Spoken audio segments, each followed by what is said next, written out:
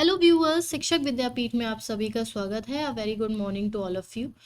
CTET exam चल रहा है और काफ़ी समय से चल रहा है। इतने समय में जो जो एग्ज़ाम हो चुके हैं उनसे हम बहुत कुछ सीख सकते हैं और जो अपना एग्ज़ाम है वो अच्छा कर सकते हैं।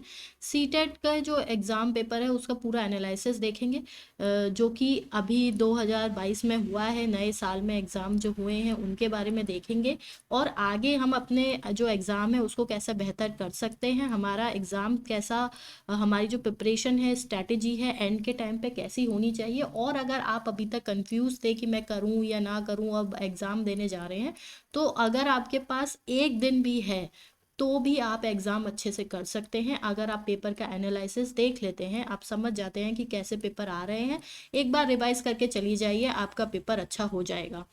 क्योंकि इसमें बहुत ज़्यादा टेक्निकल क्वेश्चंस नहीं आ रहे हैं। जो पेपर का लेवल है, वैसे भी हमेशा सीटेट के एग्ज़ाम का जो लेवल होता है वो पैडागोजी पे ज़्यादा डिपेंड करता है।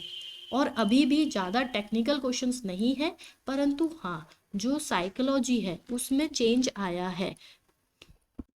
साइकोलॉजी में पहले पेडागोजी ज़्यादा पूछी जाती थी, पर अब जो है वो थ्योरीज पे और जो लॉज हैं, जो टेक्निकल क्वेश्चंस हैं, उस पे ज़्यादा क्वेश्चंस आ रहे हैं। पेडागोजी भी आ रही है, पर अब डीप क्वेश्चंस आ रहे हैं। जिसने अच्छे से समझा है वही कर पा रहा है। एक्सपेक्टेड ये रहता है हमेशा कि अगर हम कुछ भी ना पढ़ेंगे तो भी हम पेडागोजी से पार लग जाएगी, पर ऐसा नहीं है। कॉमन क्वेश्चंस कुछ आ रहे हैं। एडवांटेजेस भी हैं, वो ये है कि जो लैंग्वेज है वो, जैसे पहले ग्रामर फिर भी पूछी जाती थी, पर अब ग्रामर पूरी नहीं, अब ग्रामर बिल्कुल ही नहीं आ रही है। कुछ ही एक दो क्वेश्चंस हैं जो ग्रामर से आ रहे हैं। और जो मैथ साइंस है, मैथ साइंस एनसीईआरटी से आ रही है। जो हर बार क्वेश्चंस पूछे जाते थे एनसीईआरटी से, वो नहीं आ रहे हैं, अलग अलग चैप्टर्स आ रहे हैं। तो अभी तक जितने चैप्टर्स पूछे जा चुके हैं उनसे दोबारा क्वेश्चन नहीं आ रहे। तो जो चैप्टर्स बच गए हैं आप उनको कर लीजिए, आपका काम हो जाएगा। चलिए स्टार्ट करते हैं सीडीपी से। इसमें जितने भी क्वेश्चंस हैं वो पूरे आए हुए क्वेश्चंस हैं, इसमें कुछ भी ऐड नहीं है और मन से कुछ भी नहीं रखा गया है। सबसे पहले वाइगॉट्स्की, चॉम्स्की, पियाजे, कोहलबर्ग, इनको अच्छे से पढ़ जाइए और कुछ भी ना पढ़ें। अगर आप और कुछ भी नहीं पढ़ते हैं, इन चार को अगर अच्छे से पढ़ जाते हैं, अच्छे से मतलब बहुत अच्छे से, इनकी स्टेजेस को अच्छे से समझ के, और इनकी स्टेजेस में क्या हो रहा है, क्या डिफरेंस है, किस स्तर पे है, सबकी सभी की जो स्टेजेस हैं, पियाजे की हो, कोलबर्ग की हो, वाइगॉट्स्की की हो। वाइगॉट्स्की की जैसे स्काफ फोल्डिंग है और zone of proximal development ZPD है, इन पे क्वेश्चंस आ रहे हैं। अभी भी 3 क्वेश्चन आए हैं इस पे। और ऐसे डायरेक्ट नहीं पूछते हैं कि स्काफ फोल्डिंग का क्या मतलब है या जेडपीडी का क्या मतलब है, नहीं। इसमें वो पूरा सिनेरियो बनाते हैं कि एक छात्र है, उस वो इतना कर पा रहा है, अगर हम इसको दे उसकी सहायता करते हैं, कोई शिक्षक है मार्गदर्शन करता है, उसके बाद इतना कर पा रहा है, तो अब वो किस स्थिति में है, या इस स्तर को क्या बोलेंगे, वाइगॉट्स्की के अनुसार इस स्तर को क्या बोला जाएगा, इस सहायता को क्या बोला जाएगा। और जो ऑप्शंस हैं वो भी बहुत ज़्यादा डिफरेंस नहीं आ रहा है। तो अगर आप सीडीपी में सिर्फ ये चार भी पढ़ जा रहे हैं तो आगे की पेडागोजी आप थोड़ी बहुत कर लेंगे, आपके सीडीपी में अच्छे मार्क्स आ जाएंगे। पर हमें जो है वो आगे के सब्जेक्ट्स के लिए भी पढ़ना है, तो आगे भी देखते हैं। दूसरा एक क्वेश्चन आया था, sensitive, what is sensitive period in child development. ये नहीं पूछा था कि वो पीरियड बता दीजिए, ये पूछा गया था कि इसका अर्थ क्या है।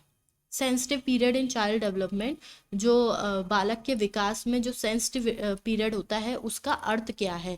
कि किसी भाषा को जानने की का स्तर, अ, अ, किसी किसी विशेष भावना के प्रति संवेदनशीलता, ऐसे करके उन्होंने ये पूछा था कि इसका अर्थ क्या है। काफ़ी क्वेश्चंस तो ऐसे आए हैं जिन्हें बहुत ही ज़्यादा किसी ने कई कई बार पढ़ा हुआ होगा, बुक से पढ़ा हुआ होगा, बहुत डीप से पढ़ा हुआ होगा, तभी वो कर पाएगा। कंस्ट्रक्टिविज्म पे बहुत क्वेश्चंस आ रहे हैं। सोशियो कंस्ट्रक्टिव थ्योरी पूछी गई थी और उसका गोल्डन रूल पूछा गया था, जो उस समय तो समझ में भी नहीं आ रहा था कि ये क्वेश्चन पूछना क्या चाह रहा है। कंस्ट्रक्टिज्म पे बहुत देखिए, एक स्कूल साइकोलॉजी का स्कूल ये लोग पूछ रहे हैं। इस बार जो पूछा गया था वो कंस्ट्रक्टिज्म पूछा गया था, जो कि पियाजे की जो कॉग्निटिव संज्ञानवाद है, वातावरण के साथ अनुकलन में संज्ञानवाद योग्यताओं एवं प्रक्रियाओं के अध्ययन पर जो जोर दिया है उन्होंने, उसके adaptation, mental ability, whole process, इसकी जो ब्रांच है उसको कंस्ट्रक्टिज्म बोलते हैं। और इस पे क्वेश्चंस थे, डीप क्वेश्चंस आए थे। प्रिंसिपल ऑफ डेवलपमेंट, जो विकास के जो सिद्धांत हैं, प्रॉक्सिमोडिस्टल, सिफेलोकोडल और स्पाइरल, इन तीनों को अच्छे से पढ़ के जाइएगा। ये नहीं पूछ रहे हैं इसका अर्थ क्या है, ऐसे पूछा जा रहा है क्वेश्चन कि एक बालक है, उसका विकास जैसे ये बताया जा रहा है बाहर से अंदर की ओर हो रहा है, या उसने पहले हाथ चलाना सीखा है फिर वो उंगलियां चलाना सीख रहा है, तो ये विकास का किस सिद्धांत के अंदर आएगा। और उसके बाद उन्होंने ऐसे करके ऑप्शंस दे रखे हैं। तो यहाँ पर मैं जो भी बता रही हूँ, कोई भी क्वेश्चन डायरेक्ट आपको नहीं मिलेगा, पूरे पेपर में कोई क्वेश्चन आपको डायरेक्ट नहीं मिलेगा अगर आप साइंस मैथ को छोड़ दें तो। सारे क्वेश्चंस जो हैं वो इन डीप से आ रहे हैं, अगर आपको अर्थ पता है तभी आप उस क्वेश्चन को कर पाएंगे। और मात्र अर्थ पता होने से भी कोई काम नहीं चल रहा है, क्योंकि अधिकतर क्वेश्चंस में जो ऑप्शंस हैं वो भी ऐसे हैं जो आपको कंफ्यूज कर देंगे। और जो चीज़ मैंने देखी है वो ये देखी है कि 4 में से 2 क्वेश्चन तो वैसे ही हट जाते हैं। अधिकतर ऐसा हो रहा था कि जो 2 ऑप्शंस होते हैं वो पास पास होते हैं, तो 2 ऑप्शंस में से बहुत कंफ्यूजन रहता है। दूसरा जो एक बहुत बड़ा रोल है इसमें सीटेट के एग्जाम में, जो हमेशा से ही रहा है और अब और ज़्यादा बढ़ गया है, क्योंकि ऑप्शंस ये लोग डिफ़िकल्ट दे रहे हैं, क्वेश्चन जो हैं वो सारे के सारे डीप मीनिंग से आ रहे हैं। तो टाइम मैनेजमेंट, टाइम कम पड़ जा रहा है और इस वजह से हमारा जो जो मतलब सटीकता है कि हम बिल्कुल प्रिसाइज आंसर लगा दें, वो भी कम होता जा रहा है। दूसरा जो है, एक क्वेश्चन आया था नर्वसनेस एंड एंजाइटी का कॉज क्या है। नर्वसनेस और एंजाइटी पे कम से कम 3 क्वेश्चंस थे, उससे ज़्यादा भी हो सकते हैं, परंतु किसी में भी ये नहीं पूछा था कि इसका अर्थ क्या है। एक में पूछा गया था कारण क्या है, एक में ये पूछा गया था कि ये किस प्रकार से विद्यार्थी को प्रभावित करती है, और एक में ये पूछा गया था कि नर्वसनेस एंड जो एंजाइटी है वो किस प्रकार से विद्यार्थी की सहायता करती है। तीनों क्वेश्चंस बहुत अलग अलग हैं और ऑप्शंस जो हैं वो बहुत कंफ्यूजिंग थे। और हाँ, एक ही में नहीं पूछा गया था, एक जो है वो साइंस में पूछा गया था, एक जो है वो इसमें सीडीपी में आया था, और इस तरह से अलग अलग पूछे गए थे, तो इसीलिए सिनेरियो भी बदल रहा था सब्जेक्ट के अनुसार। तो नर्वसनेस और एंजाइटी ये आप अच्छे से पढ़ के जाइएगा। नर्वसनेस और एंजाइटी के साथ साथ एक और चीज़ है, वो है एडीएचडी और ऑटिज्म। इनको भी, इनका मीनिंग, इसमें बालक की क्या स्थिति होती है, वो किस प्रकार से हेल्प मतलब इसमें क्या डिफरेंस है, और किस प्रकार से बालक को प्रभावित करती है, ये भी बहुत बड़ा टॉपिक बन चुका है। क्योंकि इससे मैं आपको बता रही हूँ, अगर ये टॉपिक छोटा है, जो है ये विकार हैं एक तरह से, जो है डिसऑर्डर है, और अगर आप इनको अच्छे से कर ले रहे हैं तो आपके 4 से 5 क्वेश्चन कहीं नहीं गए पूरे पेपर में।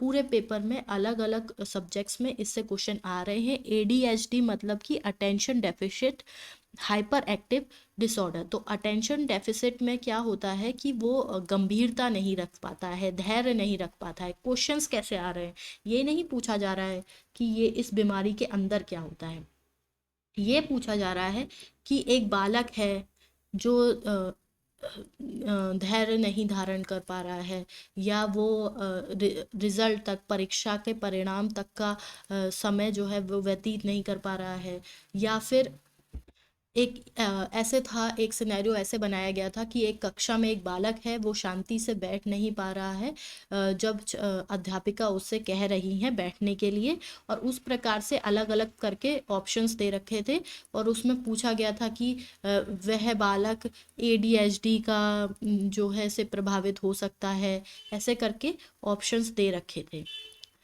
नॉलेज ट्रांसफर, ज्ञान हस्तांतरण, डायरेक्ट क्वेश्चन इसमें भी नहीं आ रहा है कि वर्टिकल हॉरिजॉन्टल, ये वाले क्वेश्चंस वर्टिकल हॉरिजॉन्टल पूछे जा चुके हैं, पर अब जो है अब ऐसे पूछ रहे हैं ज्ञान का हस्तांतरण यानी कि नॉलेज ट्रांसफर में, कि एक बालक है, ये क्वेश्चन आया था जो मैं आपको बता रही हूँ, एक बालक है, वो उसने एक भाषा सीखी है और वो उसका प्रयोग दूसरी भाषा में कर रहा है, तो ये किस प्रकार का ज्ञान का हस्तांतरण हुआ। कंस्ट्रक्टिज्म तो मैंने आपको बता ही दिया, जीन पियाजे वाला जो ब्रांच है उसको कहते हैं। एक स्कूल ऑफ साइकोलॉजी पूछा जा रहा है, और डायरेक्ट जो है वो नहीं पूछ रहे हैं कि आपसे डायरेक्ट कोई स्कूल पूछ लिया जाएगा, उसका जो डीप मीनिंग है, कोर जो उसकी नॉलेज है वो पूछी जा रही है। मल्टीपल इंटेलिजेंस पूछा जा रहा है, मल्टीपल इंटेलिजेंस से फिर भी आपको डायरेक्ट क्वेश्चन मिल जाएगा, तो इसको पढ़ जाइएगा, आठों मल्टीपल इंटेलिजेंस पढ़ जाइएगा, और उसमें भी मीनिंग पढ़ के जाइएगा, गार्डनर ने दी है और गार्डनर ने क्या कहा है, उसका उसका जो गार्डनर का जो कॉन्क्लूजन दिया गया है कि ज्ञान जो है वो कितने प्रकार का होता है, उसका जो है वो सेंटेंस भी पढ़कर जाइएगा। दूसरा जो एक और चीज़ है, जेंडर रोल और जेंडर जो कंस्ट्रक्ट होता है वो कैसे होता है। जेंडर रोल क्या है, ये मिथ है या फिर ये जो है कंडीशनिंग है।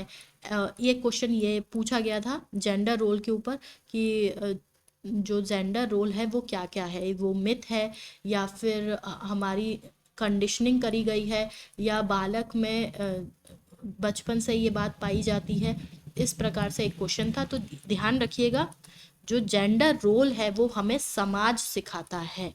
ठीक है, लिंग की कि एक लिंग जो है वो एक ही प्रकार का काम करेगा, कि स्त्रियां जो हैं वो घर का काम करेंगी, पुरुष जो है वो बाहर का कार्य करेगा, ये अर्थ होता है जेंडर रोल का। और इसमें हमें समाज बताता है, इसमें किसी भी बालक को बचपन से बात नहीं पता चलती है। दूसरा बात कि जेंडर क्या है, जेंडर जो है वो समाज का बनाया हुआ है, जन्म से जेंडर नहीं होता है। अधिकतर व्यक्ति जैसे सिस और ट्रांस होता है यहाँ पर। अब जब डीप से क्वेश्चन आ रहा है तो मैं आपको बता देती हूँ कि सिस और ट्रांसजेंडर में क्या अंतर होता है। सिस जेंडर वो होते हैं जैसे कि एक कोई स्त्री है या कोई एक बालक है, एक बालिका है, वो जिस लिंग के साथ जन्म लेती है वो वैसा ही फील करती है।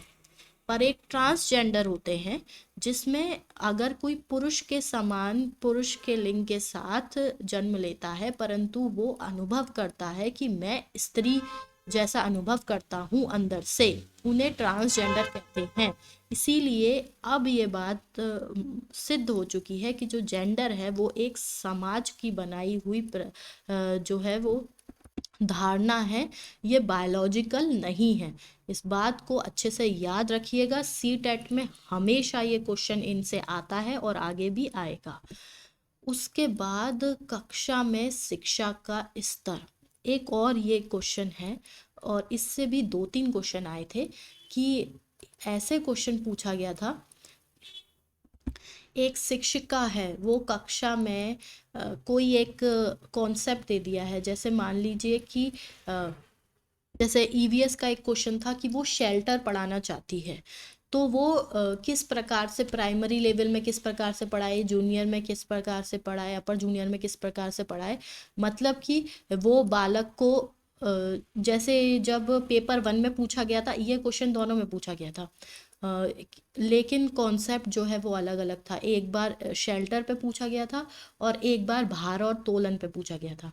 तो कि प्राइमरी लेवल में जब वो बच्चों को पढ़ा रही है तो वो किस प्रकार की जो है वो विधि अपनाए जिससे कि प्राइमरी लेवल के बच्चे जो हैं वो अच्छे से पढ़ें। ऑप्शंस में ऐसे दिया गया था कि वो उनसे कहे कि अपने आप लिखिए कि आपने कौन कौन किस किस प्रकार के घर देखे हैं, या फिर वो उन्हें पावर पॉइंट प्रेजेंटेशन दिखाए, या फिर वो उन्हें वहाँ पर ले जाके दिखाए। इस प्रकार से प्राइमरी और जूनियर दोनों लेवल में ये अलग अलग क्वेश्चन था, इसके आंसर बदल जाएंगे। जूनियर में किस प्रकार से पढ़ाया जाए, किसी भी सब्जेक्ट को जूनियर में पढ़ाने की स्ट्रैटेजी और अपर प्राइमरी या प्राइमरी में पढ़ाने की स्ट्रैटेजी कैसी होनी चाहिए, इसके ऊपर आप ध्यान रखिएगा कि प्राइमरी में जो है वो डायग्राम से और ज़्यादा लिखित ना रखा जाए। जूनियर में जो है वो उनको उनकी भागीदारी हो, उनको प्रोजेक्ट फील्ड या म्यूज़ियम या ऐसी जगह जाके ले जाके दिखाए, जो भी हो सकता है कि देखने में और जैसे पावर पॉइंट प्रेजेंटेशन या ऐसा कुछ करके बना दिया जाए। पर हमेशा याद रखिएगा कि जब छात्र की जिस भी ऑप्शन में छात्र की भागीदारी आ रही हो वही ऑप्शन सही होगा।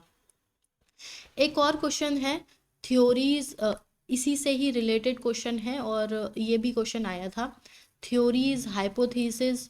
इसमें मतलब प्राइमरी लेवल में क्या पढ़ाना चाहिए, जूनियर लेवल में क्या पढ़ाना चाहिए, जैसे कि थ्योरीज और हाइपोथेसिस की एक्सप्लेनेशन कब करनी चाहिए, उसके प्रूफ कब करने चाहिए, कि उसको सिद्ध करके कब दिखाना चाहिए, डेफिनेशन से कब पढ़ाना चाहिए और पिक्चर्स से कब पढ़ाना चाहिए। इस प्रकार से ऑप्शंस जो हैं वो काफ़ी अच्छे से बनाए गए थे।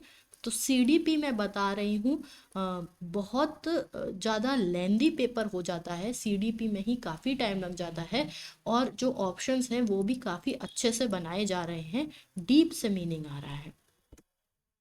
लैंग्वेज की बात करें, मुझे लगता है कि पहले लैंग्वेज ज़्यादा डिफ़िकल्ट आती थी, इस बार जो है वो लैंग्वेज को भी लेंदी कर दिया है, स्पेशली इंग्लिश में। इंग्लिश में लेंदी किस प्रकार से कर दिया है, पैसेज दे दिए हैं, दो दो पैसेज आ रहे हैं, पाँच पाँच छः छः पैराग्राफ के, और पैसेज भी बहुत इजी नहीं आ रहे हैं, अच्छे खासे डिफ़िकल्ट आ रहा है। तो इससे क्या हो जाता है कि आपका काफ़ी टाइम निकल जाता है। प्लस एक और चीज़ जो इंग्लिश में हो रही है वो ये हो रही है कि क्वेश्चंस अच्छे खासे आ रहे हैं पैसेज से, 15 से ऊपर ही क्वेश्चन आ रहे हैं पैसेज से। तो आप सोच सकते हैं कि दोनों पैसेज का रोल कितना बढ़ गया। एक आधी क्वेश्चन पैसेज में ऐसा होता है जो इनडायरेक्ट होता है, जिसमें आपको पढ़ने की ज़रूरत नहीं है, परंतु और उसके अलावा जितने भी क्वेश्चंस होते हैं वो उसमें आपको पैसेज बहुत अच्छे से पढ़ने की ज़रूरत पड़ रही है। जैसे एक आधी दो क्वेश्चन में आपसे फिगर ऑफ स्पीच पूछ लिया या एंटोनिम सिनोनिम, दोनों ही पेपरों में पूछा गया था। कोई एक वर्ड दे दिया है पैसेज में से, इसका एंटोनिम या इसका सिनोनिम अपोजिट मीनिंग करके ऐसे करके पूछा गया है, पर ऐसा आपको एक या दो क्वेश्चन ही मिलेगा, बाकी के सारे क्वेश्चन आपको पैसेज से पढ़कर देने होंगे, और वो भी अच्छे से पढ़कर। अगर आप थोड़े से भी कंफ्यूज हो जाते हैं तो आपका बहुत टाइम जाने वाला है, इसीलिए पैसेज में टाइम बहुत लग रहा है। और वोकेबलरी यानी कि अच्छे खासे वर्ड्स जिनका मीनिंग समझ नहीं आता है, उसके बाद हम कंफ्यूज हो जाते हैं, हम एक एक दो दो बार पढ़ते हैं और इतनी देर में हमें पता चलता है कि अरे बहुत टाइम निकल गया। डिसलेक्सिया, डिसग्राफिया, डिस्फ्रेजिया, डिसकैलकुलिया क्वेश्चन आ रहे हैं पेपर 1 और पेपर 2 दोनों में ही, दोनों लैंग्वेज में पूछे जा रहे हैं। इस हिसाब से आप ये मान लीजिए कि 5 क्वेश्चन आपको फर्स्ट और सेकंड पेपर मिला के मिल जाएंगे इन सारे डिसऑर्डर से ही। पर हाँ, ये नहीं पूछा जा रहा है कि इसका अर्थ क्या है, क्या या इस डिसऑर्डर में क्या हो जाता है। ऐसा सिनेरियो बनाया जाता है कि एक छात्र है, पढ़ नहीं पा रहा है, और अब तो ऐसे भी नहीं बोल रहे हैं कि डायरेक्ट पढ़ नहीं पा रहा है, वो ऐसे पूछ रहे हैं कि शब्दों में भेद नहीं कर पा रहा है या बोलते समय कोई विकार दिखा रहा है। तो ये किस डिसऑर्डर क्या संभावना है कि वो विद्यार्थी किससे प्रभावित है, ऐसे करके क्वेश्चन पूछा जा रहा है। टीचिंग मेथड से डायरेक्ट क्वेश्चन है, तो आप टीचिंग मेथड ज़रूर पढ़ के जाइए। Direct method, grammar translation method, इससे क्वेश्चंस थे, और फिर भी इससे आपको लगेगा कि हाँ आप अच्छा पढ़ा है, क्योंकि यहाँ से डायरेक्ट क्वेश्चन फिर भी पूछे जा रहे हैं। हिंदी की अगर बात करें तो गद्य और पद्य दोनों आ रहा है, पद्य थोड़ा छोटा था, इसीलिए हिंदी जो है वो इंग्लिश से फिर भी कम लेंदी थी, इंग्लिश बहुत लेंदी आ रही है। शिक्षण विधि इसमें भी पूछी जा रही है, शिक्षण विधि अवश्य पढ़ के जाइएगा। बहुत ही लड्डू क्वेश्चन मिल जाता है आपको, और आपका टाइम भी बचता है और आप तुरंत आंसर भी लगा देते हैं, तो इससे आपके मार्क्स भी पक्के हो जाते हैं। एक जो क्वेश्चन पूछा गया था, फर्स्ट और सेकंड दोनों में पूछा गया था, eighth schedule of Indian constitution. तो उसमें ये पूछा गया था कि ऐसे डायरेक्ट नहीं पूछा गया था कि इसमें क्या है, इसमें ऐसे पूछा गया था कि कौन सी लैंग्वेज इसमें नहीं आती है, या कौन सी लैंग्वेज को शामिल किया गया है। दोनों ही पेपर, फर्स्ट और सेकंड दोनों में एक क्वेश्चन पूछा गया था। इसीलिए आप एट्थ स्केड्यूल पढ़ जाइए। इसमें क्या होता है, एट्थ स्केड्यूल में जो 22 ऑफिशियल लैंग्वेजेस हैं उनको इंडियन कॉन्स्टिट्यूशन में इंट्रोड्यूस किया गया है।